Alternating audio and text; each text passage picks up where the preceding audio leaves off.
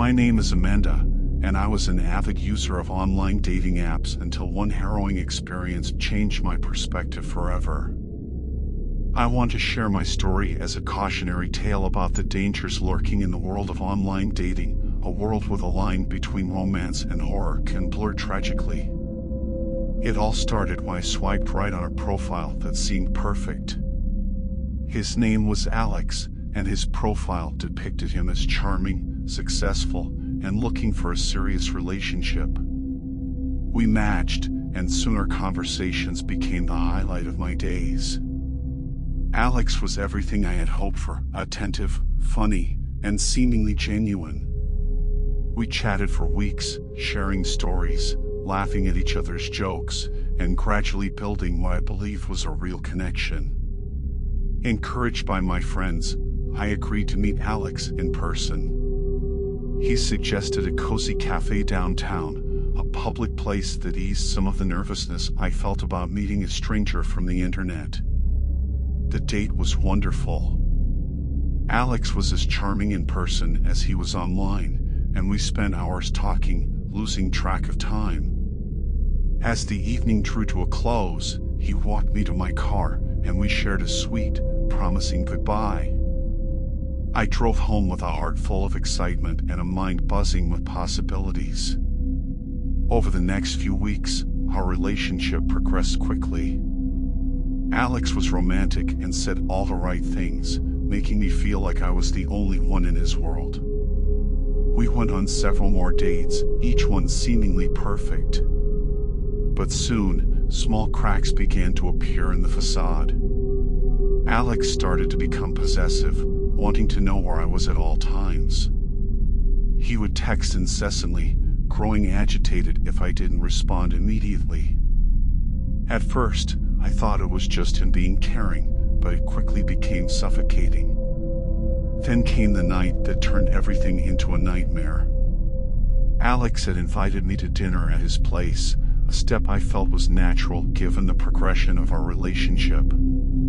He gave me the address, a house in a well-to-do suburb. I dressed up, looking forward to a romantic evening. I arrived at a charming two-story house, its exterior bathed in the warm glow of porch lights. Alex greeted me with his usual charming smile, leading me inside. The house was beautifully decorated, the ambience perfect for a romantic dinner. However, as the evening went on, Alex's demeanor changed. He started drinking heavily and became increasingly aggressive in his conversation. I began to feel uncomfortable, the charming man I thought I knew replaced by someone darker, more unpredictable. I made an excuse about feeling unwell and said I needed to leave. That's when he snapped. He grabbed my arm, his grip tight and painful, insisting that I stay. Fear surged through me, a stark realization that I was alone in a house with a man I barely knew, a man who was now showing his true colors. I struggled, trying to break free, but he was too strong. He dragged me towards the basement, his face twisted in anger. I screamed, kicked, and fought with every ounce of strength I had. In a stroke of luck, Alex stumbled, loosening his grip just enough for me to break free. I ran out of the house, my only thought to get as far away as possible. I didn't stop running until I reached my car, locking the doors and speeding off, my whole body shaking. I drove straight to the police station, my mind reeling from the terror I had just escaped.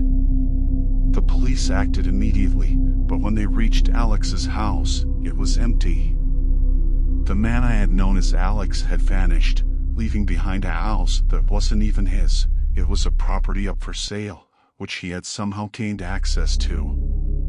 The investigation that followed uncovered the horrifying truth. Alex was a pseudonym for a man with a history of violence and stalking. His charming persona was a mask he used to lure unsuspecting women through dating apps, his intentions far from romantic. The police eventually caught him, thanks to the detailed description I provided and the trail of evidence he had left in his real life. but the damage was done. I was left with deep psychological scars, my trust in people shattered. The experience opened my eyes to the dangers of online dating, the ease with which predators can fabricate identities and prey on the hopeful and unsuspecting. I had swiped right into a nightmare, blinded by the quest for love. I sought therapy to help process the trauma and gradually rebuild my sense of security. But the fear lingers, a shadow that follows me in my moments of vulnerability. I've become wary of meeting new people, especially online, the lesson of my ordeal etched painfully in my mind. I share my story not to instill fear, but to highlight the importance of caution in the digital age of dating. The screen that connects us to potential partners also masks the true intentions of those on the other side. To anyone using these apps, I urge you to be vigilant. Protect yourself, meet in public places, inform friends of your whereabouts, and most importantly, listen to your instincts. They are often the first line of defense against the unseen dangers lurking behind seemingly charming profiles. My journey to healing is ongoing, a path marked by both fear and resilience. And while I hope to find love someday, I now know that the path to it must be tread with caution, especially in a world where monsters don't just reside in stories, but can be just a swipe away. If you want more short stories like this one, make sure to like and leave a comment below. Also, do not forget to subscribe. Thank you for watching, occultists. Until next time.